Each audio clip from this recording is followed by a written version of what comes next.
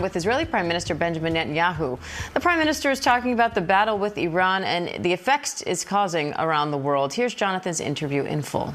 In recent weeks, the already volatile situation between Israel and Iran has escalated dramatically, sparking fears of a wider regional conflict.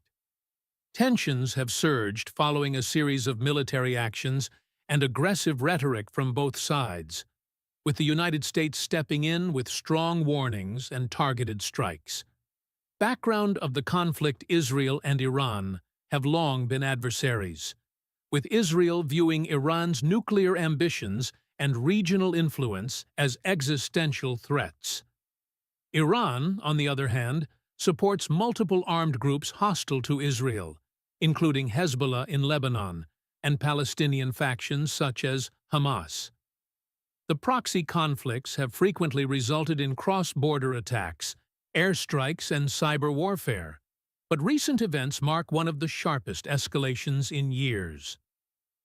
Recent military escalations. The conflict reignited following a series of missile and drone attacks targeting Israeli positions and interests in the region.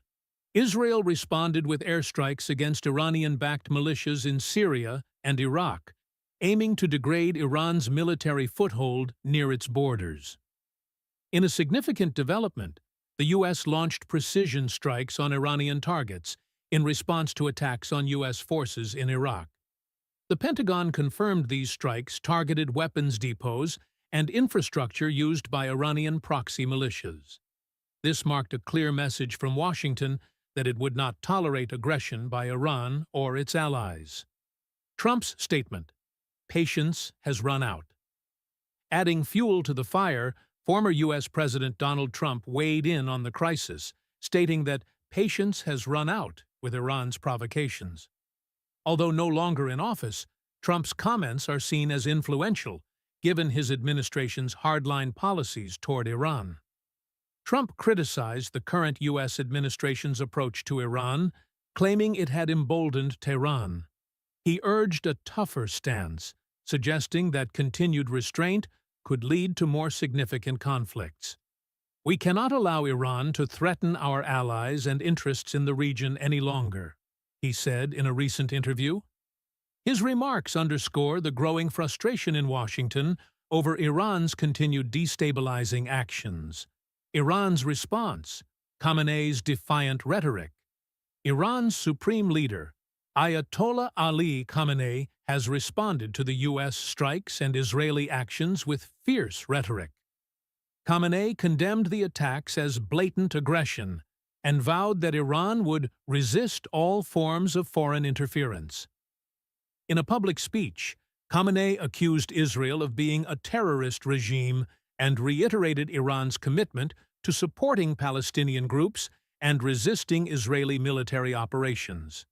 He also called on regional countries to unite against what he described as American and Israeli hostility. Khamenei's statements signaled Iran's unwillingness to back down despite military setbacks, hinting at the possibility of prolonged conflict. Regional and global implications. The Israel-Iran tensions are not confined to the two countries alone. They have broad implications for the Middle East and global stability.